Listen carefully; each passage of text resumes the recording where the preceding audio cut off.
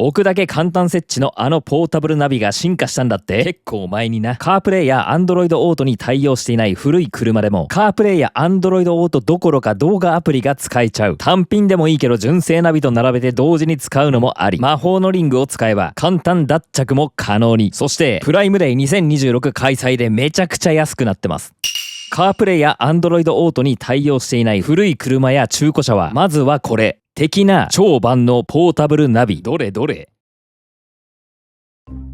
いや皆さんこんばんは、七草です。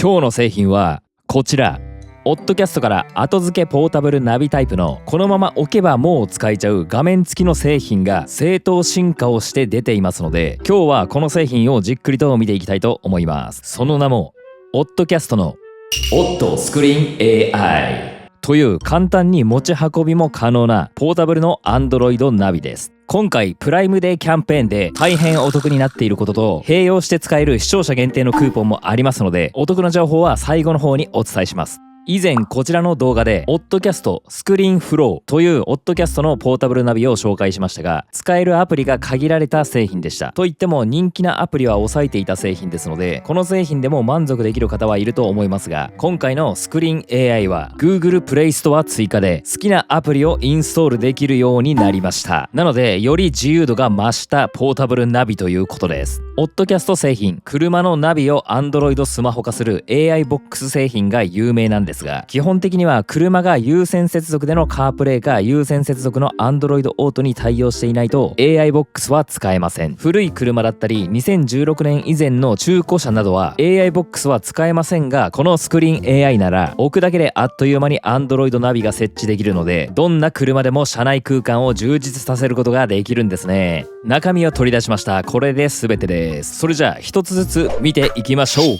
まずは本体です。 11.4 インチのワイドタイプ、今流行りのスタイリッシュな形をしています。これ反射防止のノングレアに見えますが、使用前の保護フィルムが貼ってあるからです。後で見ていきますが、剥がしたらツルツルテッカテカのグレアタイプです。はい、そして薄さ、薄いね。サイズ感は前回のスクリーンフローと同じです。この上の部分に電源ボタンがついています。ちょっと測ってみますか。こうした方が分かりやすいか。これ真上から見てます。一番厚さがあるところで2センチ強です。ディスプレイのみの一番薄いところで1センチ強ぐらいですね。薄いな。ではサイド見ていきましょう。正面から見ると右の横、こちらに端子類はなし。正面から見て左の横の側面に接続部がありました。これ全モデルのスクリーンフローと左右逆ですね。一番下が電源の USB-C ポート、その上がバックカメラ用の 2.5mm のジャック、その上はマイクロ SD カードスロットで最大 256GB まで対応してます。保存したファイルを再生できます。一番上は音声出力端子です。これ記載なかったけどおそらく 3.5mm です。それぞれ接続ポートのところにこんな感じで何を指すか記載があります。背面の真ん中はスタンドを設置する箇所で、その隣に内蔵スピーカーがあります。なので単体でも音が出ます。ここには明らかになんかカメラとかを追加できそうな場所がありますが、オッドキャストにはフロントカメラ等のオプションはないので気にしないでください。あとここに説明書に記載がなかったんですが、 R リセットボタンだと思います。はい、下から見るとこんな感じです。横幅は26センチちょいで、高さはスタンド抜きで10センチちょいですね。次ですがこちらがスタンドです。通称バタフライスタンド、勝手につけました。蝶々のような形をしています。車のダッシュボードに両面テープで設置する感じです。裏にはスタンドを貼った後24時間経ってから使ってねって書いてあります。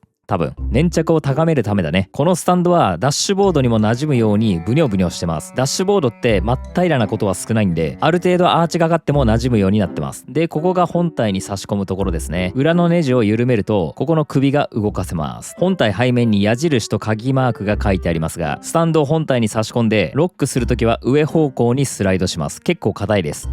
こんな感じで固定できました。スタンドの高さはほぼディスプレイと変わらないですね。本体と距離がめっちゃ近くて、スタンドも一体型のように見えます。置いてみるとこんな感じ。スタンドブニョブニョだけど結構安定感はあります。スタンドのネジを緩めるとディスプレイの角度もこんぐらい動きますね。左右にはこんぐらい動きます。十分だね。スタンドを外すときは下にスライドします。これも結構硬いです。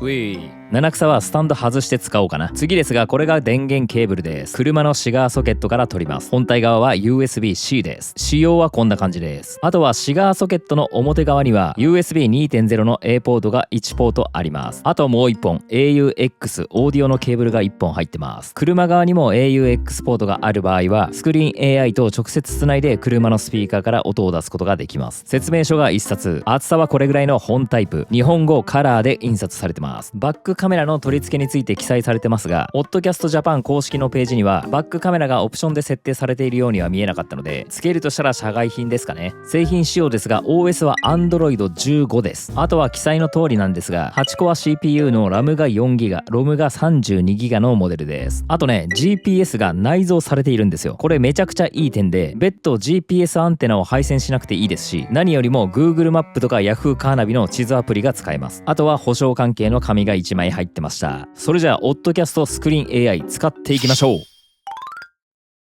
まずはアップデートや好きなアプリをインストールするため、家での環境の方が Wi-Fi の速度も速いんでね、車で準備してもいいんですが、ある程度は家で準備しようと思います。そう、この製品は持ち運べる。本体は USB-C の電源が取れればどこでも使えるので、家で準備していきましょう。はい、起動しました。ホーム画面はこんな感じです。左下には4つの好きなお気に入りアプリを設定することができます。ここは長押しをして交換すると出てきますので、これを押してこの中からお気に入りに設定したいアプリを選ぶことができます。左上は再生中のステータス表示です。そして右側にアプリ一覧が表示されています。アプリ一覧はこの右側の表示のみで、この中でスライドできます。画面右側に操作バーがあって、一番上が1つ戻るボタン、その下が画面分割ボタンです。スクリーン AI の画面分割は少し特殊なので、この後説明します。ちなみにこのフローティングボタンの中にも操作ボタンがあるんですが、その中の画面分割ボタンでも同じ操作ができます。バーに戻りまして、カメラマーク、このボタンはバックカメラを接続した時にそこを映す画面ですね。今回接続しないので信号なしとなっています。その下の家のマークはホームボタン、ホーム画面に戻ります。下のアプリ2つは最近使用したアプリが表示されます。ここに日時の表示がありますが、まだ Wi-Fi に接続していないので時刻は狂ったままです。上のマーク、ここは SD カードの有無、その隣はオーディオ出力の設定、ここも後で見ていきます。次が Wi-Fi マークで、その隣は GPS 情報、その隣はこれを押してみたら OS のバージョンがおしゃれに表示されました。先ほど触れましたが、ここにフローティングボタンがあって、これを開くとこの中にも画面分割ボタン、ホームボタン、音量調整ボタン、このボタンを連続で押しても1回押すと表示されるバーを上下しても音量調整できます。次ですが、ここにアプリ切り替え終了ボタンがあるんですね。バックグラウンドで起動しているアプリを表示したり、切り替えも終了することもできます。一つのアプリを終了させるには上にシュッとやれば消えますし、全てのアプリを終了させるにはここのバッテンボタンを押します。次が画面の明るさですね。一度押すと上にバーが表示されて、左右で明るさを調整できます。このバーでは一番明るさを下げても真っ暗にはなりません。画面を真っ暗にしたいときは上の電源ボタンを一度押すと真っ暗になります。ではインターネットに接続していきましょう。アプリの中の設定から Wi-Fi を押して右のボタンをオンにします。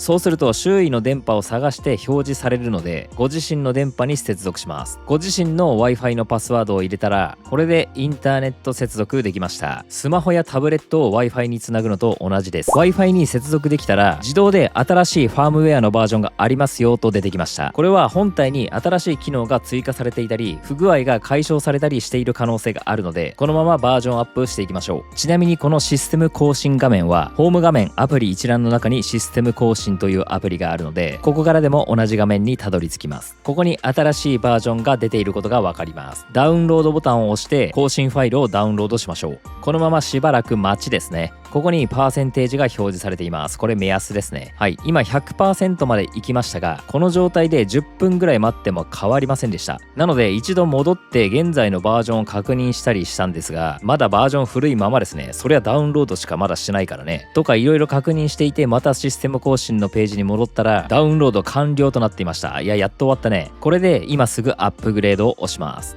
はい、これで更新が始まりましたので、電源を切らずにしばらく待機します。アップグレードは約10分から20分と出ています。はい、10分ぐらい経ちました。80% ぐらいでパーセンテージが消えて再起動がかかりました。真っ暗な状態から2分ぐらい経ったら電源が上がってきました。起動しましたね。アップグレード成功おめでとうございますと新しいバージョンが出ています。システム更新ページで確認しても新しいバージョンになっています。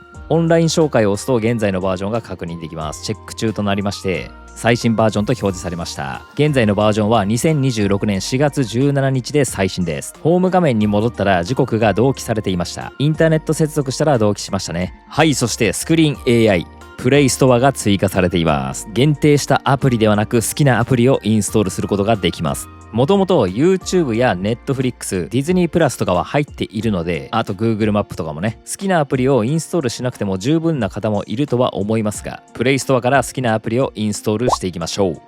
ここで注意書きが出てきました。このデバイスは自動車用に作られているため、一部のアプリは画面解像度やスクリーンモードの分割に適用しないアプリがありますよとのことです。やはりスマホやタブレットと違って自動車専用の製品のため、一部アプリは制限されますよとのことみたいです。はい、最初は Google のアカウントでログインしてください。はい、ログインできましたら Android スマホと同じなんですが、まずは既存のアプリのアップデートをしていきましょう。右上の自分のアイコンをタップしてマイアプリ&ゲームをタップします。そうするとここに保留中のアップデート10件溜まっていますので、全て更新をしてアップデートしていきます。詳細を表示を押すと現在アップデートしているアプリ一覧が見れます。アップデートを待っているのも暇なんで、この人気という中に人気なアプリは何個か用意されています。この中に好きなアプリがあったらここから選択してインストールできます。例えばプライムビデオ、プレイストアのプライムビデオインストール画面に直接つながります。なのでここからもインストールできますよっていう感じです。先ほどの人気の中に好きなアプリがなかった場合はプレイストアの検索から好きなアプリを検索してください。バーにアプリ名を直接検索してもいいですし、音声検索もできます。 Amazon Music、 こんな感じで好きなアプリをインストールできます。あとこの右側のアプリ一覧のアプリの並び替えについて、これもちょっと特殊で何でもいいんですが、アプリを長押しするとこのような表示が出てきます。この中の真ん中選別を押すと番号順でアプリが表示されています。例えばですがプレイストアを一番上に持っていきたかったらこれを長押ししてこの順番を一番上に持っていくことでプレイストアが一番左上に来るという仕組みです。なので長押しをして好きな位置に持っていくとはちょっと違う動きですね。それではある程度準備できましたので車で使っていきましょう。はい、車にやってまいりました。オッドキャストスクリーン AI 設置していきましょう。アウトランダー PHEV の場合、純正ナビの隣に設置できたらいいなと思ったんですが、この部分斜めになっていて、スクリーン AI の首を一番上に向けてもこの角度が限界で美しくないし、ずっと前のめりのままっていうのもなんか気になるんですよね。やっぱりここは微妙だな。助手席から見たらこんな感じなんですが、なんかやっぱり美しくないね。ってことで前回に引き続きやっぱりアウトランダーならこの位置がベストだと思いますので、この位置に設置します。以前の動画でこの位置にどうやって設置してんのってコメントが多かったので、今日は参考までに説明します。このようなスマホのマグネット充電器を使ってます。あとはマグネットシールっていうのもありますので、スクリーン AI の裏側に貼り付けます。これはマグネット充電器じゃなくても大丈夫です。ただのマグネットでも大丈夫です。この後ろのクリップをエアコンの吹き出し口に挟むような形で設置するんですが、これ実はこの充電器の付属品ではなくて、以前レビューしたオッドキャストのカープレイクリップのクリップ部分を使ってます。このマグネット充電器はもともとはこのような形のエアコンの吹き出し口に引っ掛けるタイプのものだったんですが、これね、アウトランダーの真ん中の吹き出し口には形が合わず設置できなかったんですよ。なので挟み込むタイプなら使えると思いまして、このクリップ部分だけを他のものに変えました。なので挟み込むタイプのこういうマグネット式のものであれば何でもいいと思います。あとはマグネットが強いタイプのものが必須です。はい、もともとはこのようにスマホをくっつけて充電ができるものです。スマホであればケースにマグネット付きのものがあるので、そのようなケースを使えばこんな感じにくっつけることができますが、スクリーン AI には当然マグネットはありません。しかし世の中にはこういうものがあるんですね。マグネットのリングシールです。これをスクリーン AI の裏側に貼り付ければスマホと同様貼り付けることができます。であればスタンドも使わないのでここに貼ってもいいですし、内蔵スピーカーの位置と被ってしまっても音は車のスピーカーから出すようにするので全く問題ございません。これエアコンの右側にマグネットクリップを設置すると中央より右寄りになっちゃうので、このエンジンボタンに干渉しそうです。なので土台は左側に設置しました。そのためこの状態でスクリーン AI をマグネットの真ん中に来るように設置すると若干左寄せになっちゃうんですよ。これも美しくない。なのでマグネットシールを若干右にずらしてこの位置に貼り付けました。ハザードボタンの位置が真ん中なのでマグネットクリップは若干左ですよね。その分考慮して真ん中からずらして貼った感じです。この状態でマグネットをくっつけるとこんな感じに設置できました。ちょうど真ん中に来て美しい。上から覗くとこんな感じですね。ハザードボタンも問題なく押せます。はい、シガーソケットから電源を取りました。この設置位置やっ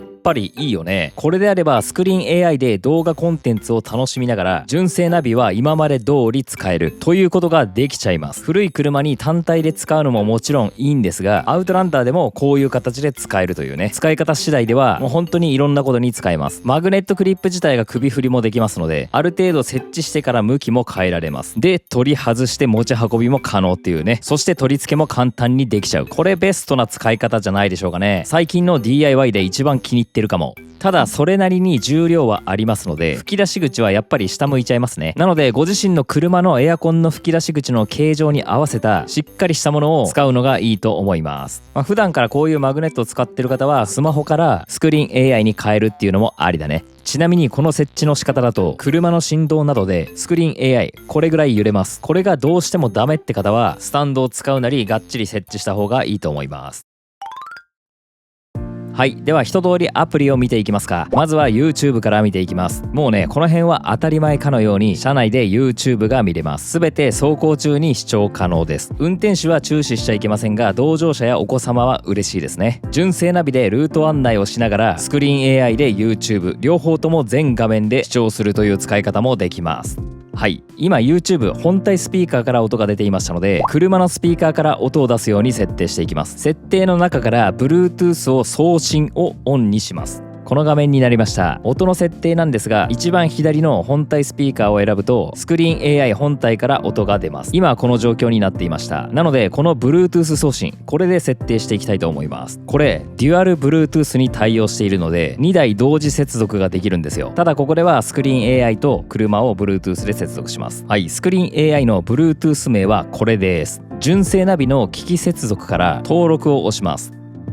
はい、この画面になりましたらスクリーン AI から三菱モーターズを探します。スクリーン AI 側はここですね。他のデバイスを更新します。ここに三菱モーターズと表示されました。あれちょっとぼやけてますね。ちょっとフィルム剥がしますか。実はこのディスプレイめっちゃテカテカしてます。剥がします。デロン。はい、ちょっと分かりませんがめっちゃツルツル綺麗です。ということでここに三菱モーターズが表示されました。三菱モーターズを押すとペアリング中になりました。ペアリングしますかと出てきましたので OK を押します。はい、そしたら接続済みになりました。これでスクリーン AI と車のナビ、これが Bluetooth 接続されたので、あとは車のオーディオ設定を Bluetooth オーディオに合わせれば、次ですが USB A2C のケーブルがこのように車のスピーカーから音が出せます。あとは FM 送信からは FM ラジオの周波数に合わせることによって車のスピーカーから音を出すこともできます。もう一つ AUX は車に AUX ポート音声のジャックがある場合、付属のケーブルでつないで車のスピーカーから音を出すことができます。いずれかの方法をお試しください。続いて Netflix 見ていきます。Netflix ユーザーは車内で Netflix 問題なく見れます。休日に Netflix を見始めるといつの間にか日が沈んでいます。たまにはぐうたら過ごすのもいいですよね。車内での長距離ドライブなど同乗者は退屈しなくなります。続いてプライムビデオ、こちらは Amazon プライム会員であれば見ることができます。ちょうど今2026年ワールドカップが開催されています。今日はアルゼンチン対カーボベルデやってて前半まで見たんですが、アルゼンチン相手にカーボベルデ結構強いです。このワールドカップを通して初めて知った国でした。一つ再生してみましょう。プライムビデオも車内で見ることができます。目的地へもあっという間、到着してもちょうどいいシーンだったら逆に降りれなくなるかもぐらいの車内アイテムが一つあると面白いですね。 TVer も見ていきます。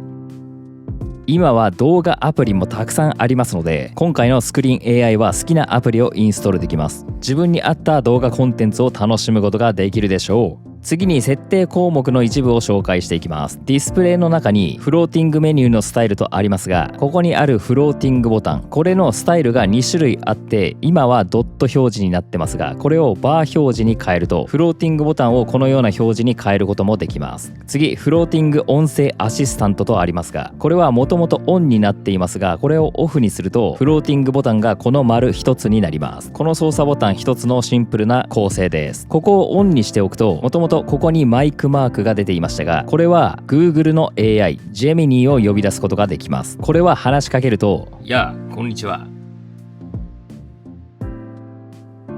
このように文字で反応してくれたり、元はこの Gemini というアプリなんですが、検索のマイクの横の縦線ボタン、これを押すと Gemini と会話することができます。今日の晩ご飯何がいいかな？暑くなってくるこの時期、さっぱりとしたものを食べたくなりますよね。例えば冷たいそうめんやうどんといった麺類はいかがでしょうというように会話ができます。ジェミニーの会話の反応は結構早いので、これね、音声アシスタントバックグラウンドで起動しておくこともできるので、一人で運転している時に話し相手になってくれます。次ですが、ワイヤレスカープレイ、ワイヤレスアンドロイドオートが使えます。七草は iPhone ユーザーなので、ワイヤレスカープレイを試していきます。カープレイ用のスクリーン AI の Bluetooth 名はこちらです。先ほどの音声の Bluetooth 名とは若干違います。はい、iPhone の Wi-Fi と Bluetooth をオンにして Bluetooth から下の -RX っていうのがカープレイ用の Bluetooth 名です。画面の指示に従ってペアリングします。はい、この状態で待っていると画面にも反応がありまして、はい、こんな感じでワイヤレスでカープレイに接続できます。そういえばすでにスクリーン AI をお使いの視聴者の方からこのような質問がありました。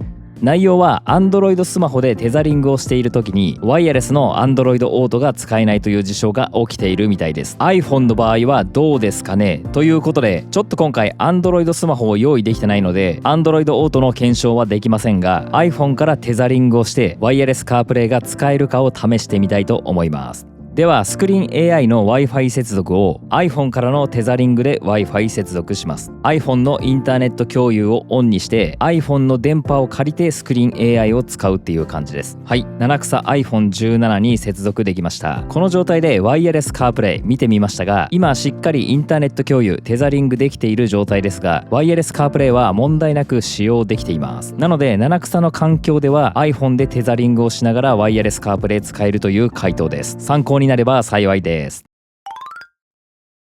では2画面分割の設定方法を説明します。何でもいいのでアプリ一覧のアプリを長押しします。この表示が出てきますので、一番下の分割画面を修正を押します。この画面になりました。スクリーン AI の2画面分割は初期設定ではワイヤレスのカープレイまたは Android オートが分割できるようになっていて、例えば YouTube を見ながらカープレイや Android オートのナビが同時に使えます。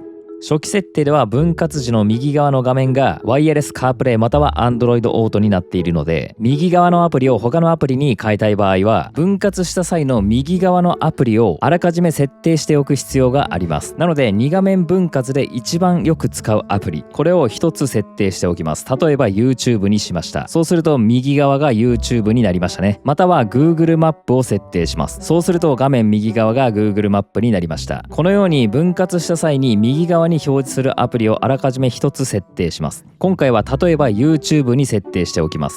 はい、ではこの状態で実際に画面分割ボタンを押します。分割ボタンはバーの上から2つ目のこのマークか、またはフローティングボタンの左上の同じこのマーク、どっちでもいいですが、今回はホーム画面のバーから押します。そうすると右側固定で YouTube が開いて、左側は分割したいアプリを選んで開きます。 Google マップを開きました。このように2画面分割を使います。スクリーン AI は真ん中をダブルタップしても左右の入れ替えはできませんでした。あと分割の比率は5対5のみです。 Google マップを右側に持ってきたいなっていう場合は、先ほど同様にこの画面から右に表示したいアプリを設定しておく必要があります。ここで Google マップを選べば、分割を押した際に Google マップが右側に表示されて、左側は好きなアプリを選ぶという感じです。これで先ほどと左右が入れ替わりましたね。なので分割画面の右側は固定で設定しておく必要があるということでした。ちなみにYahoo カーナビの画面分割スクリーン AI ではできました。多くの AI ボックスでは Yahoo カーナビ2画面分割デフォルトではできないんですが、スクリーン AI では特に何の設定もなく普通に2画面分割できました。ついでにマップの操作感も見ておきましょう。まずは Google マップです。動きはこんな感じです。ちゃんと指にひっついてきますね。そしてピンチインピンチアウトができます。トントンのダブルタップでもズームできますし、トントン数でズームアウトもできます。回転の動きもできますし、指2本スワイプで立体の動きもできます。次に Yahoo カーナビです。はい、動きはこんな感じです。全く問題ないですね。ピンチインピンチアウトもできますし、ぐるっとした動きもできます。立体方向の動きもできますし、トントンズームとトントン数ズームアウトもできます。あと Yahoo カーナビはここのプラスマイナスでもズームアウトできます。はい、使用してみた感じはこんな感じでした。それではお得な情報、視聴者限定のクーポンがあります。